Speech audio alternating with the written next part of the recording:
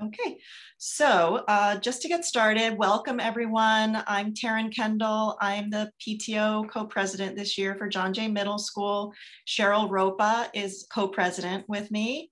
So yeah, feel free to reach out to us anytime. We're at jjmspto@yahoo.com, so you can email us there, and we're happy to get back to you quickly. I just wanted to go through a couple reminders before I hand everything over to Principal Swiatowicz. The first one is that coming up, we have our curriculum nights. Wednesday, September 29th is the 6th grade curriculum night, and Thursday, September 30th is the 7th and 8th grade curriculum night. The other thing I just wanted to highlight is we have a picture day coming up in October. So that's October 19th. I had gotten a couple of emails about that, so I wanted to make sure people knew. And other than that, you can still purchase directories in case that's something anyone's interested in. They are not printed yet. As soon as they are, we'll start to distribute them. And that covers it for the PTO. I'll hand it over to Principal Swiatowicz.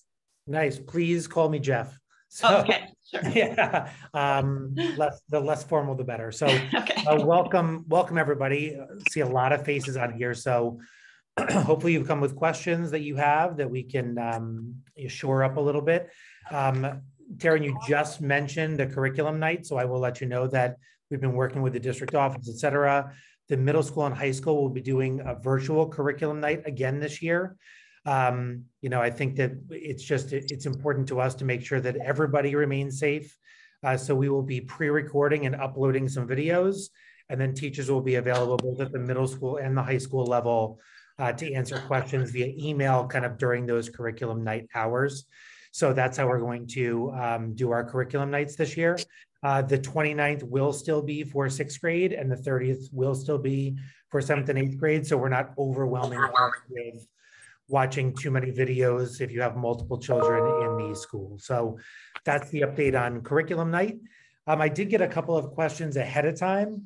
If you don't mind, I'll go through the answers to those first, and then happy to open it up to anybody else who has questions based on the opening of school, et cetera.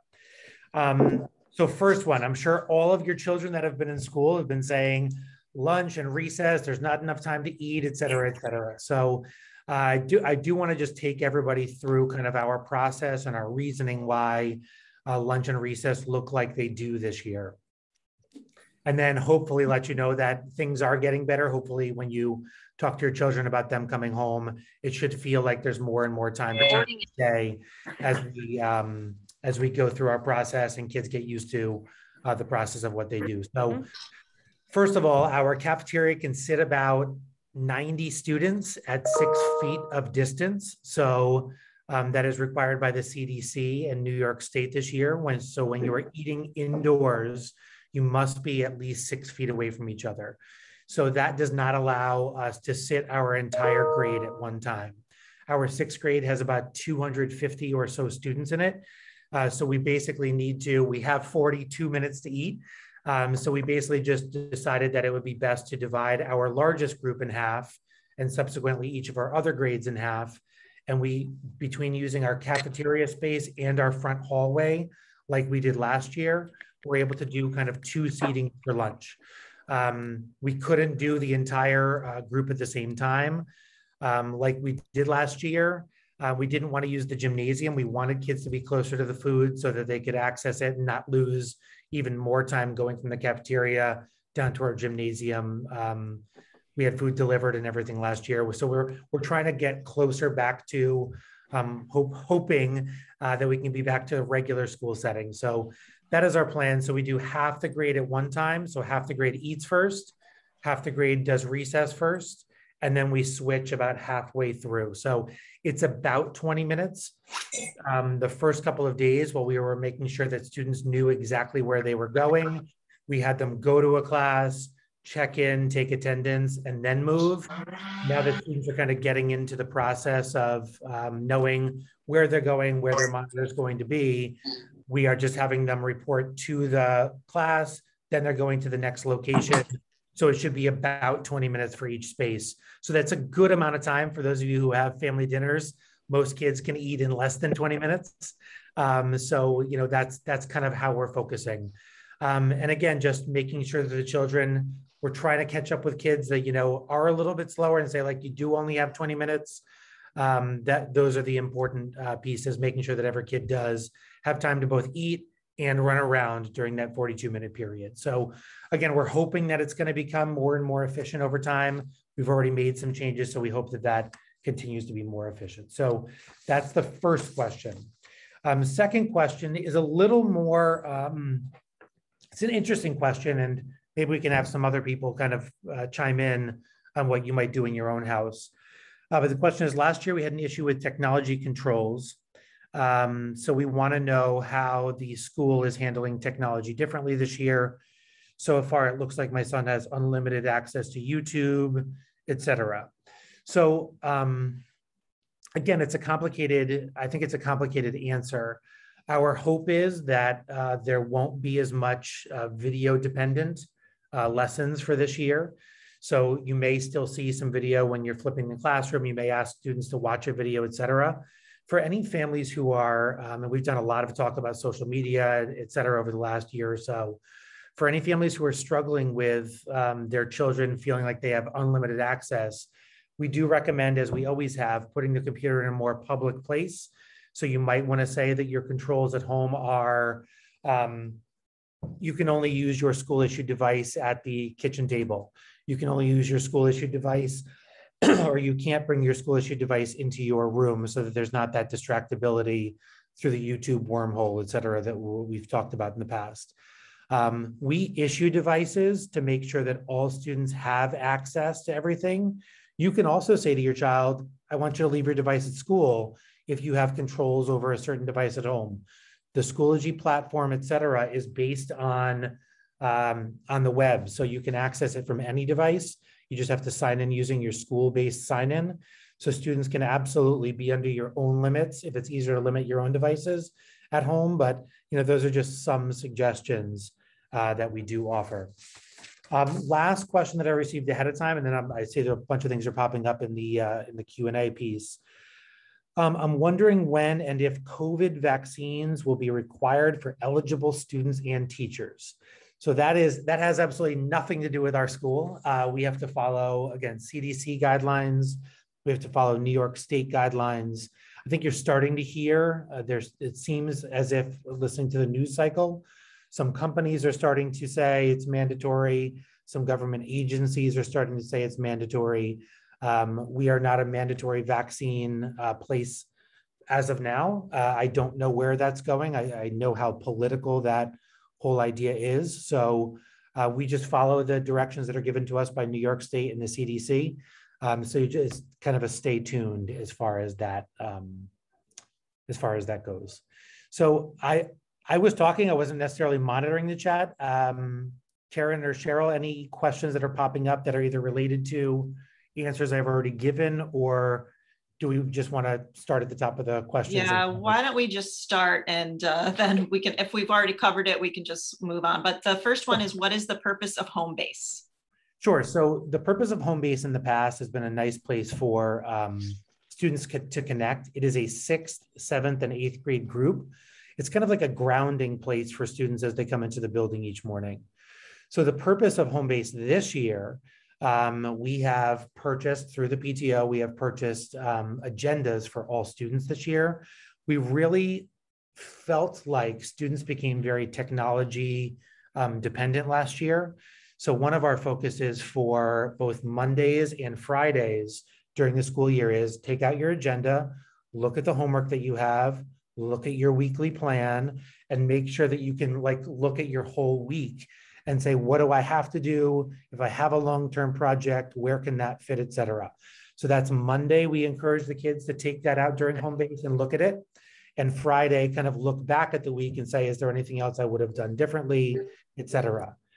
Tuesdays and Wednesdays are our lesson days. So for those of you who are 8th grade parents, we have home-based leaders who are leading lessons in the classrooms. This morning, we did a little thing during home base where myself, Dr. Laub, and Ms. Bermise, we went through kind of like the expectations around the handbook. Usually we have grade level meetings at the beginning of the year, but we don't want to put, again, 200 students, 250 students in one location. We just don't have the proper social distancing to do that. So we're just talking to the entire school during our home base. So it's also an opportunity for us to connect with the entire student population during that morning session. But beyond those like specific lessons, we feel like it's really, really important for our sixth graders to know who some of the seventh and eighth graders are, to hear from the eighth graders what some of their struggles may have been with opening lockers as a sixth grader and making the school feel really, the school felt really big when I started here.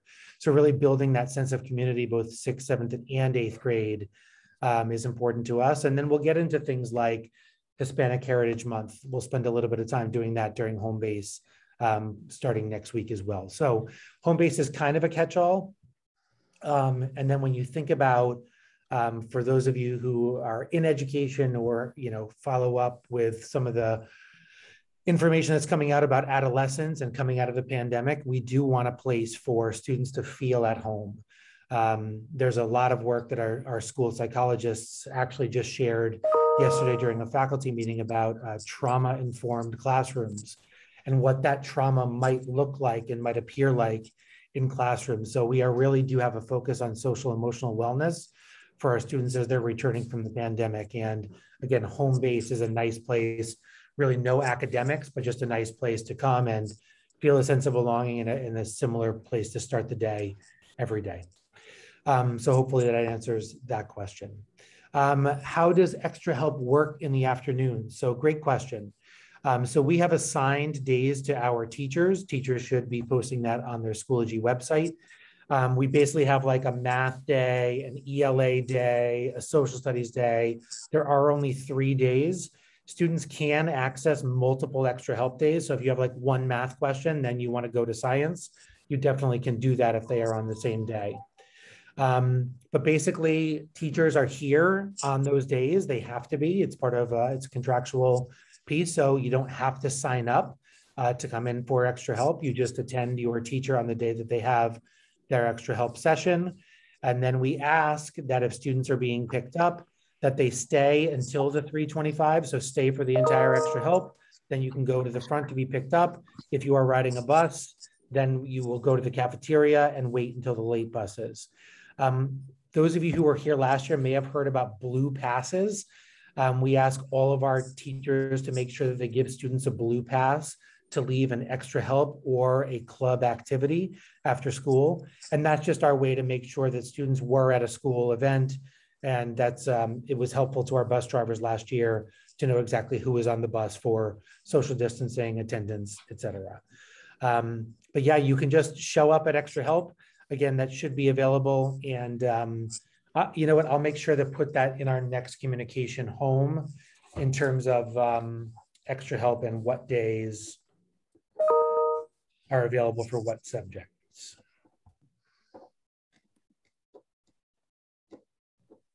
Within some teams, they might switch a day, like if a parent has if a teacher has an obligation to, a child after school, we might allow within a team a little bit of a switch. Next question is seventh grade all together for lunch this year? So all seventh graders eat at the same time, but we have split the seventh grade up into 2 distinct groups, a group that eats first and a group that goes to recess first, and then they switch for the second half. What grade do modified sports start? So modified sports do start today. And then the grades are 7th and 8th graders can play modified sports. 6th graders, we have intramurals, so students can stay after sports, and that just basically changes by the time of year. So you might see soccer at this time of year, you might see basketball in the winter, and maybe some, I'm trying to think of what the spring would be, but it'll change over different cycles. We also do like a weightlifting unit as part of intramural sports, et cetera. Will students have access to the locker rooms to change for modified sports? So yes, that was a change we just made yesterday. So any student that has, so right now I know soccer's happening, field hockey's happening. So those students, when they come in, we have 2 sets of locker rooms. So we have students store their materials, so they never fit in the lockers anyway. So we have students store their materials for modified sports in what's called our old locker room, just a place that's off, it's locked during the day, so students don't have to worry about their belongings. And then we open that up at the end of the day. That will now have a PE teacher outside of it each day. So students can go into the old locker rooms, they can get changed quickly and go on to the way to their modified sports. So we just set that up yesterday. Usually, you know, it would be any locker room, but we are not having students change for PE this year. So our other locker rooms are still shut down. And the good thing about our old locker rooms is that they both kind of like have access to the same hallway. So we can monitor it with one staff person, which is great. All right, next, any questions or any follow-ups that are popping up? I'm just kind of scrolling down the list of questions as they come. Good. All right. Any sort of social distancing enforced outdoors when masks are not worn? That's a layered question. So masks are optional for students and staff outdoors. So that is really a family decision. I know that there may feel like there's peer pressure, but we do have plenty of students who are still wearing masks outdoors at recess when they're not eating during lunch, et cetera. So we leave all of that type of thing up to the individual student themselves. So like we are playing soccer, we are playing, you know, I think tag football, that kind of thing, playing basketball, students are walking the track. So again, we do encourage, that's really a family decision. Again, outdoors, there are no requirements for social distancing or masking or anything like that. So it really is up to the individual students. Again, when we think about PE and that kind of thing, we're not like right near each other on top. We're not playing like football like they play up at the high school where, you know, there's linemen breathing into each other's faces or anything like that. So it's really a fluid piece, and it's 20 total minutes of recess. So we're looking for, you know, students to make good decisions for themselves and know what their own body is, et cetera. There's a thank you to the PTO in there for the planners, which is awesome.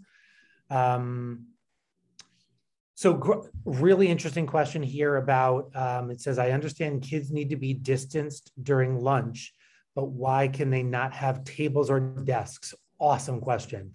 So we looked at so many configurations. We had basically a week where we tried to like move our tables around, and the hard part is that the tables are static. That space is static. And there is a ton of wasted space when you start putting tables around. So our tables have built-in seats, and basically like there's so much wasted space. We went out with a 6-foot bar and we moved things around, and the best use of space is to just do the chairs.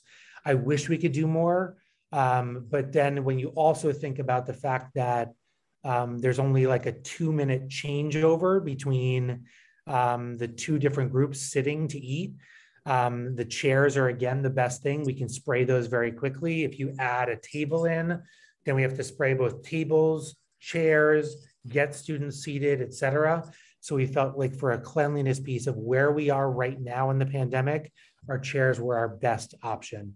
We also didn't want to set up like a situation where some students had tables to sit at and others didn't. And then there have to be more rotations. It becomes more complicated, et cetera. So we felt like just, you know, having everyone seated in chairs was the most efficient and the safest possible way for us to do chairs. I'm sorry, to do lunch.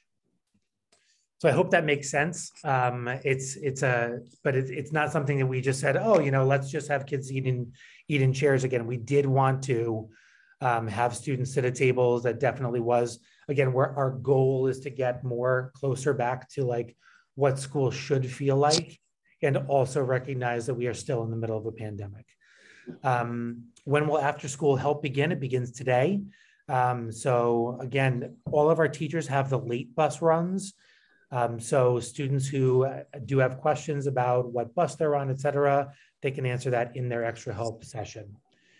Do you have any information on after school programs? So After school programs could have a lot of different meanings, but so I'll just focus on what our program is here. So again, we have extra help starting this week.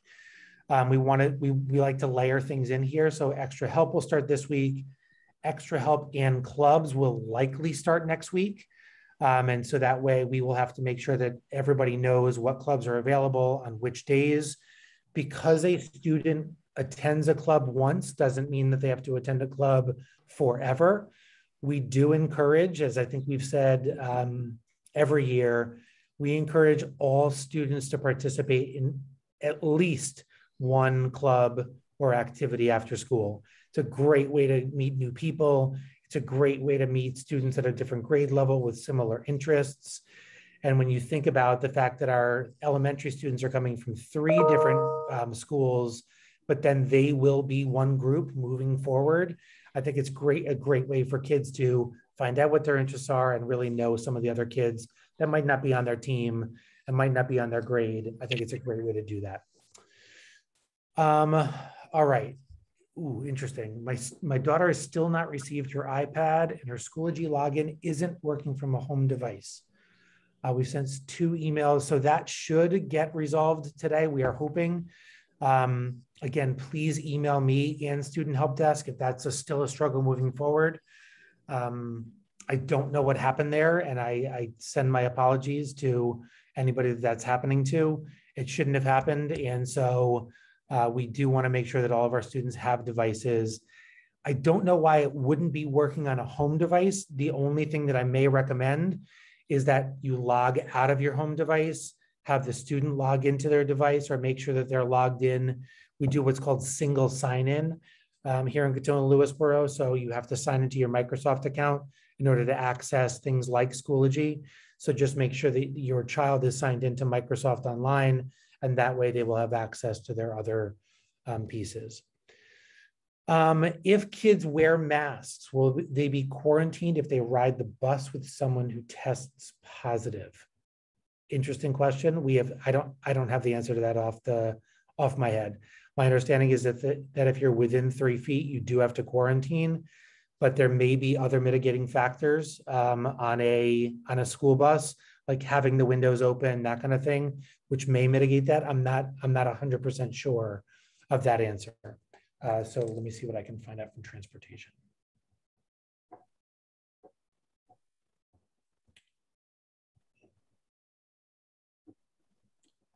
Great question. How can we sign up 6th graders for intramurals? You do not have to sign up for intramurals. There will be a day when intramurals will be offered. If you look on our PTO, on our JJMS website, if you go to the Students and Parents tab, you can see, and maybe Tara and I will ask to share my screen. So maybe we'll just try to take everybody through that information. It'll still be stuff from last year. But the club, and so I can see that somebody says, we tried to sign up for clubs last week, but the codes didn't work. So those are still from last year. But let me see if I can share my screen quickly. Should be able to now. All right.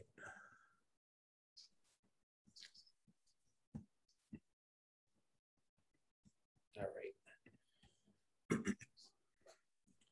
So this is our homepage. Hopefully, can you guys all see that? Hopefully. Yeah. Mm-hmm. Great. So this is our homepage.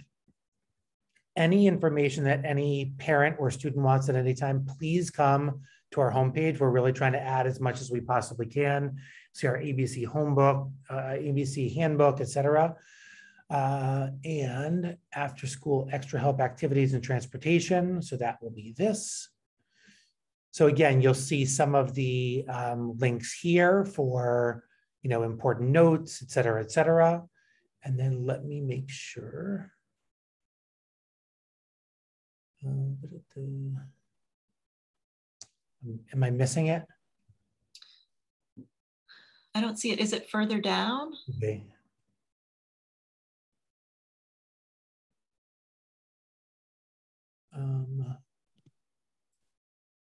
Sorry, I'm trying to scan and read at the exact same time. Is it under athletics and clubs? Probably. No, athletics and clubs.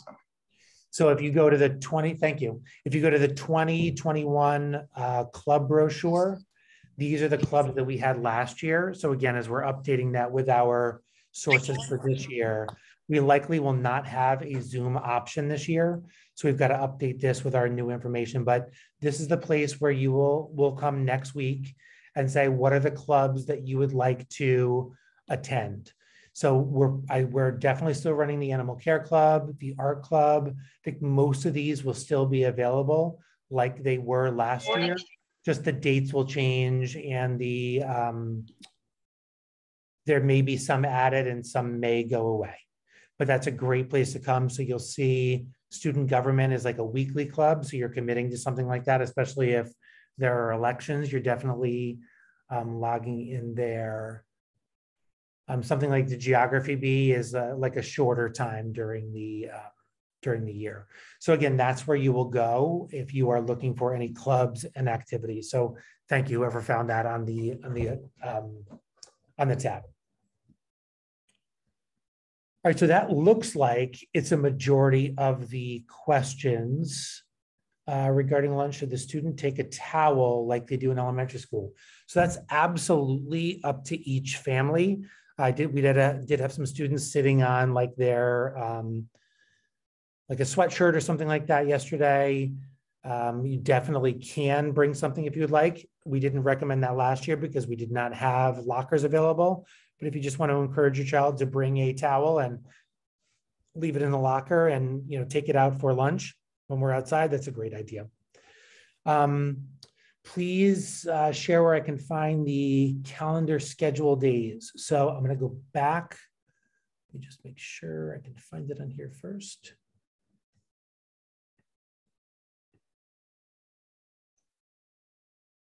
So our calendar.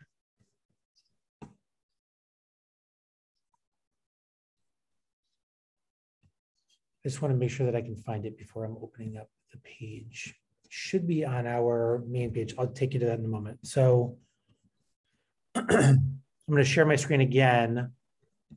So this is where we left off. If we go back to our school page, so John Jay Middle School, you'll see that as you scroll down the left side, it is on our main page. So you can see the upcoming events. So you'll see that it says September 14th is a day 4. If you click on this. Not sharing right now, Jeff, if you wanted to share. Oh, sorry. Sorry. Hopefully that looks a little bit better. That's got, yeah, you got it. So thank you. On our web page, so on John Jay Middle School, this is our homepage. If you scroll down the left side, there's things that are happening, and we put the calendar icon right here. So you'll see that so it goes through and what our days are. If you click on this little icon here, it takes you to the full month, and all of our days are posted there on our school website. You can see that when we have a day closed, we skip that day, and so the next part becomes a day 2.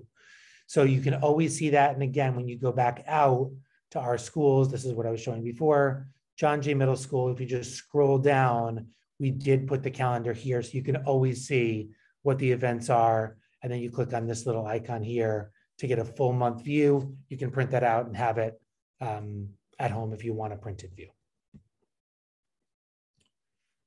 All right. Great.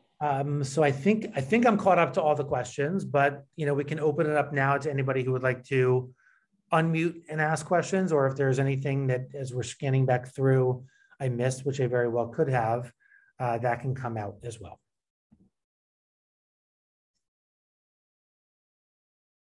I had a question actually about modified sports, and I don't know if you're going to be able to answer it. There really wasn't a lot of communication about when it was starting. And also, I know at least for my son wanted to do cross country running, he hadn't heard anything about it. And unfortunately, he said he didn't know that there was a preseason meeting, which he missed on the first day of school. So I was just curious how that, is that just atypical because of this year, or how that normally rolls out? Yeah, I think that honestly, the athletic department usually sends something out to all eligible families. I don't know if we were caught off guard this year or something like that. I'm not 100% sure, but I'll tell you what, I can call the athletic department I would never want kids to, just because they missed a deadline, especially if we were lacking on our communication, feel like they couldn't do something. So maybe we can send something out. I know we sent something out in our piece last week, but I did get a couple of pieces that it said like registration is closed. So right. I'll try to figure something out with athletics. So students who missed deadline. And maybe that can just be like JJMS specific. Okay, thank you. And that would just be, we would be sending that to our 8th grade or 7th and 8th grade families. Yeah, we did end up registering in time. It was just more not knowing then what the next thing was. Yeah, so we announced probably around 1:30 on the first day that there was a modified meeting, which is when we knew about it. So, okay. But I can't guarantee that everybody heard that, et cetera. Yeah. So we just got to make sure that that we do provide the opportunity for anybody who did miss it. That's great. Thank you. Yep. I have a quick question, actually. Sure. Locker usage. I was talking to my son this morning, and he was saying, I don't know, he's unclear as to when even going to his locker fits into his day. He says his locker is far from his home base and his first period. So I don't know if there's anyone like their home base teacher that can kind of work with them on what makes sense in their schedule. I don't know. Sure. So I won't talk specifically about your child. I'll talk just generally because it does change by grade level. So 6th graders, 6th grade teachers and teams usually have locker stops. So they are permitted to go to their lockers at certain times in the day. We really want to help our students with the organization of time and what to take, et cetera. The purpose of that is because in past years, we have not allowed backpacks. So we don't want kids to be carrying like 4 books and things falling all over the place. It changes a little bit this year because we are allowing students to have backpacks. So, I'm encouraging, as I see kids in the hallway that are carrying full backpacks, like make sure you are stopping at your locker. In 7th grade, same thing. There are, suggested locker stop times. And in 8th grade, it really is more of a student-based decision. There are no teams in 8th grade, so it's really up to the students. We try to put lockers near their 9th period class. So that's why it might be, far away at the beginning. So students should come in, they should go to their locker, they should go to home base, but we try to make it so they're close to their 9th period class so that they can, wrap up, go to their lockers quickly and get to the bus at the end of the day. So that's just our purpose with how we place lockers. We try to get as close as possible. Good question about if a student wants to buy lunch, do they need to pre-order like last year? I believe that there, is a pre-order option. We are also, though, working on something with food services right now, where each student will actually be given a lanyard like this. It will have their scan on it. Again, when we think about social distancing and the amount of time students spend in a line, et cetera. So we're working with food services right now to make sure that each student can be given a lanyard so that it already has their ID on it. So they would just come in, they would scan. The person kind of running the food line would say, you got this and this, student would scan, and then they would move through the line. They would just need to make sure that they have their lanyard with them in order to make sure that that process goes quickly.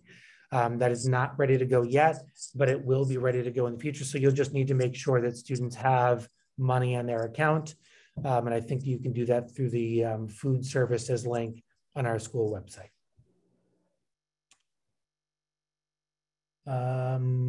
Okay, if a student has a doctor's appointment, who should we send the note to? So we have a new email address this year. It's jjmsattendance@klsschools.org. That is being, so all this stuff is in our handbook. So you can definitely go to the handbook if you have these types of questions. We have hyperlinked our handbook so that if you look at the handbook online, you can just click on it. It'll take you right to the section. But send that to JJMS attendance, or you can send in a handwritten note. The student drops it off in our main office each morning, and we'll make sure that they have a pass. So that is the plan. I'm sorry if this has been addressed, but my sixth grader said she didn't have enough time. It's okay. We'll go through it again because I'm sure other people did join us. We have about 20 minutes to eat lunch and 20 minutes for recess each day. Our groups are large enough that we are switching halfway through for each grade level. So it's about 20 minutes.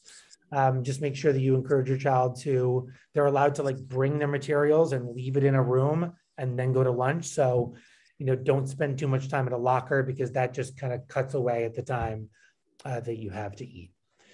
Isn't lunch free per New York State? Yes, it still is free, but parents should still have access to what their children are eating each day. So if your child does, you know, bring in a lunch, you'd also want to know if they were eating lunch as well.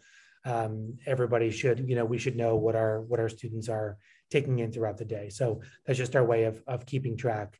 And then we hope once the process goes faster and faster during the lunch line that we will also be able to offer, you know, like a fizzy like we've had in the past, or cookies or something like that we've had in the past that follow our nutrition guidelines. So that's why we're holding off on those as students get more comfortable going through the line quickly, and again, waiting to get the lanyards. So hopefully that answers those questions as well. All right, any other? Jeff, you think you missed a question that was posted about just going over again the sixth grade intramurals, because we talked about the other after school activities on the website, but I don't think we saw where to find the sixth grade intramural information. Yeah, so intramurals will come up. It is not just sixth grade. So our sixth, seventh, and eighth graders, if they're not playing, our seventh and eighth graders have access to play modified sports, which means you're playing against other towns, other teams, other schools. If students are not interested in that level of commitment, but they still want to stay after school for intramurals, it's not just sixth grade intramurals, but sixth graders don't have access to play modified sports. So it'll just be listed as intramurals when we make that changeover. So again, that's last year's options for right now. You'll see those dates go to last year. So when we update, we will let our parent community know that we have the updated clubs and sports. Okay, hopefully that answers that question. All right. So I think we're off to a good start, but again, you know, we can definitely take feedback on that as well, since we're kind of all in a public setting now. But our students look excited. Our teachers are thrilled that we can be in a group setting. We started last year with last year the CDC requirements were all students must face the same direction. So we were basically in rows, and it felt like 1955 in a lot of our classrooms. And that was not that exciting to teach in that environment. But now that the only requirements are you have to maintain 3 feet in classrooms, our teachers are more excited. They're able to do some group work, which is awesome. Encourage kids to talk to each other and turn and talk to each other. So those are hopefully the things that you're hearing as your children are coming home. Kids are excited to be in the hallways. They're actually really excited to keep their backpacks, to be honest with you. That has been an 8th grade piece that we've allowed kind of second half of the year in the past. So the fact that students are allowed to carry their backpacks, a lot are doing that. Again, probably too many of them are carrying too much in their backpacks, doing no locker stops. But, you know, we did want to provide an option. We know that there are a spectrum of families, some people still, you know, doing very little going out in town. Some people, you know, other end of the spectrum where they traveled over the summer, et cetera. So we wanted to make sure that we were responsive to each of those groups. So people that don't want their students standing next to somebody else, like, you know, within inches at a locker, we wanted to respect that. But those of you who do have children that could be going to the lockers, please encourage them to only carry like what they need, maybe first half of the day before lunch and second half of the day after lunch. Do a locker stop in between, because we don't want kids to be carrying 30 pounds of books over the course of the day. We know that there's a lot of pediatric medicines encouraging us to not do that type of thing. But again, that's really up to families, and there are too many complicating factors for us just to say, hey, empty out your books. because we don't want to put kids in a spot to say, actually, my parents said not to use a locker and I just want to carry everything. So again, all right. Other questions that may have come up or other feedback that you've logged in and you're willing to unmute and give us at this time, the good, the bad, and the ugly. Feel free to share any with us.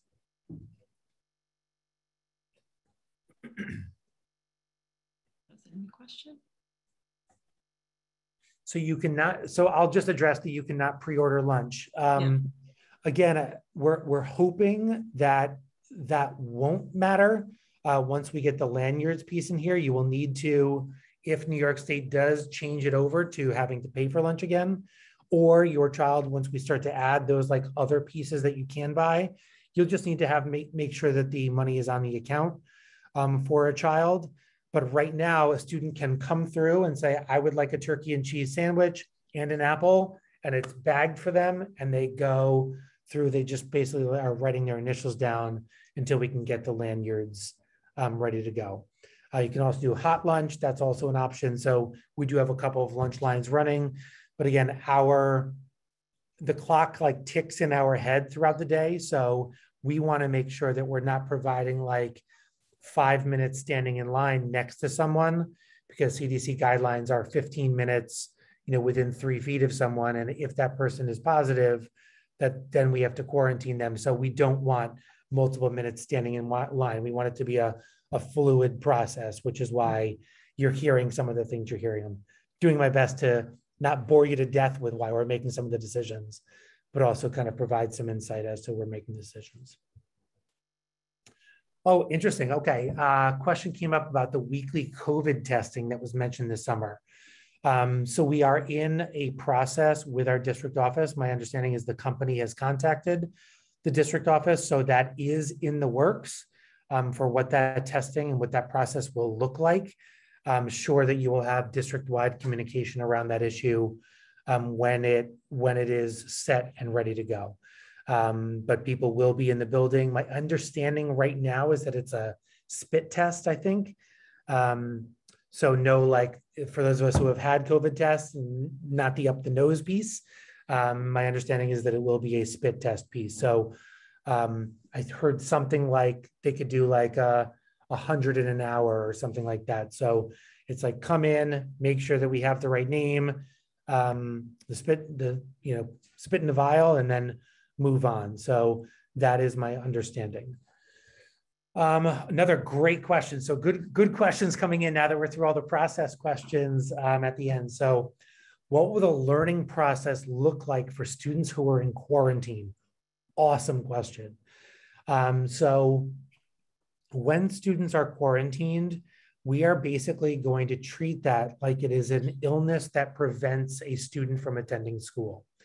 So in the past, if any of you were unlucky enough to know someone who broke a leg and couldn't come to school, or had an appendix out and couldn't come to school, or for any reasons like that, what we will be doing is providing tutoring, like a 2-day, 2 hours a day type of tutoring environment for students who are quarantined for any reason.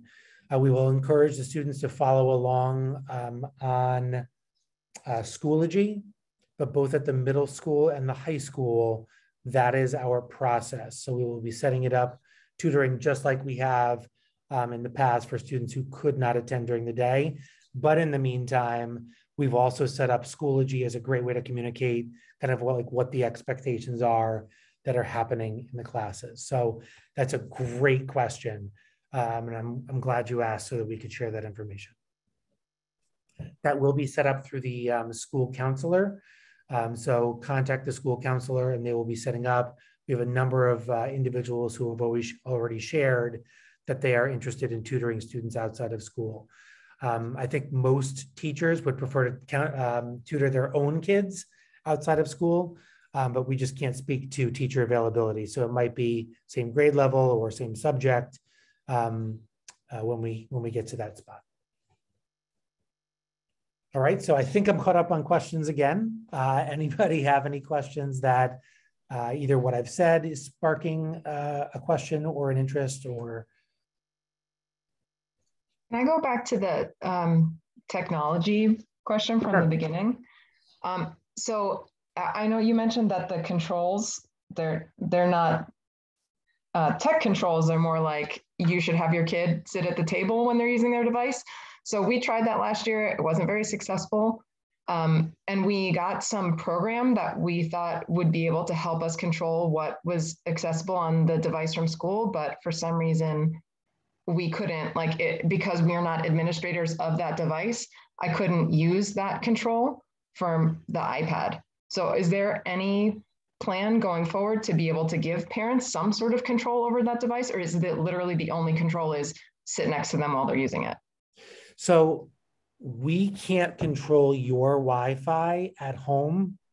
So it would have to be a control that you would put on through your Wi-Fi. Again, if you have other devices or something like that at home and you want to encourage your child to, leave their device at school, you can absolutely do that. But most of those controls have to do through your Wi-Fi, right? So like, I know for me, when I'm at home, I have certain limitations this is not a plug, but I've got Xfinity. I log in and say that so-and-so child has 2 hours a day.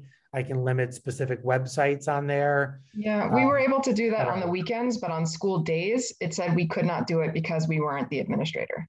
Can I just add one thing, Jeff, Sure. just because I last year got very desperate for the same reason, Amy, my kids were on YouTube all the time. I did actually ultimately email technology, and they were able to implement specifically for my kids' devices, the screen time function that you get on an iPad, and you can then limit it. You can't make it 0 minutes a day, but you could make it like 1 minute a day, and then it shuts down. And so, for example, if they needed to access YouTube, I could give them a little more time for their schoolwork, but it would then time out. Oh, that is exactly what we need. I asked a bunch of times last year technology, and nobody ever told me that was an option, but I would love to have that from the start of the year so it doesn't turn into a problem like it did before. Thank you for letting me know. Yeah, no problem. Tara, that was with Student Help Desk. Who was that through? So I started with Student Help Desk, and then I can't remember, I emailed the head of technology, right, and he didn't take care of it, but he passed me along to someone else who helped me with that. Okay, and I'll try to get a name through. Okay. Or I can send you I can flip through my email. I don't know it off the top of my head and tell you who helped me out. Paul, maybe, but I'll find out. That probably sounds right. Okay. And then another question that comes up: how does choir practice work with masks on? So another great question. So both our choir and our band children this year continue to wear masks. You might say, how do you play a band instrument? There are band specific masks that have like an overlap. So when you are playing, you can kind of like take the flap open, play, and then close that back up again. And in choir, we are singing through masks again this year. So the sound still comes through, but we wanted to stay masked so that we could still run choir in the choir room at a 3 feet distance. If we had to open it up to 6 feet, I don't think we could have done choir this year. And same for band. If we were playing without masks, I don't think we could have done band again. We would have had to be in the cafeteria, which then would have led to not being able to eat inside again. So you can hear how all of these decisions are dependent on another. I did just get a direct message, and I think it's a very interesting idea to include a breakout room opportunity where parents could help parents. So that may be something that maybe we want to just, I know that I think there's another meeting after this, but maybe in the future we could say, like during an opportunity like this, it would be, we could answer some questions and then do a breakout for technology, Taryn, like what you just shared. Definitely. A great thing for parents to hear. And so maybe I'll just put out there right now, are there any like subgroups that we would want to create as part of a, like a principals meeting or something like that, or even just a PTO meeting to have people help each other and kind of build that sense of community. So again, technology, I'm sure will always be one, but some of the other ones. Marjorie? I think it's an interesting idea. There are so many people on this Zoom. I think it's partly that all of us are desperate for some visibility into what's happening in schools because it's been so long since we've been able to be in any classrooms or meet with teachers directly. But then I also think maybe there would be a chance for 8th grade parents to help 6th grade parents just with some of the more traditional things that like we've all been through before. You know, some of the things are COVID specific and only you know the answer, Mr. Swiatowicz, but maybe other things we could help each other. Some of the more old-fashioned things like, you know, how to modify sports work or, you know, things that have been issues for a longer period of time. Yeah, I know that through the PTO, we usually have chair people who are, you know, take on after-school activities. We have chair people who take on graduation, that kind of thing. But maybe there could be a contact for people to reach out to if you did have a question about modified sports, you did have a question about how does extra help run, you know, not having to wait till this event, but just, you know, like here are some people, you know, who would volunteer to answer emails, that kind of thing, or be available for a Zoom or something like that to set up time. That might be a, you know, again, to build community. I think that's a good idea, especially, you know, for the 7th and 8th grade parents, maybe to sort of become like parent experts in certain topics or whatever, and be good resources. We'll look into that. Question here about internet restrictions. Is there an educational workshop of any kind planned? We have done those in the past couple of years. There is nothing planned as of right now, but we definitely could do a parent night around something like that. I mean, I know that that's of probably utmost interest to people. Right now, we are doing within our classrooms, both 6th, 7th, and 8th grade students, we are doing digital citizenship lessons in our classrooms. We will be completing those by the end of September. So if your child hasn't looked at, hasn't learned about it yet, they will be learning about kind of their digital footprint, what that looks like for them, et cetera. So we do lessons every year, especially since we started handing out technology to students. We did want to make sure we addressed, you know, what does a digital footprint look like? And then there are grade level appropriate type of lessons as well. Lisa, talking about co-team leader not being in school yet. I'm happy to discuss that with you offline. I don't think it's, you know, we'll handle that. It's a personnel matter, so I prefer to address that offline if that's okay. So my number is 914-763-7502. If you'd like to call me, you can definitely call me. We can discuss that. 7th grader says band room is too small for the number of children blowing into instruments. So again, we have a couple of mitigating factors. So band can be 3 feet if students are masked. So we are doing 2 things. We are masking our students. And when students can't be masked, we are masking the horn on an instrument.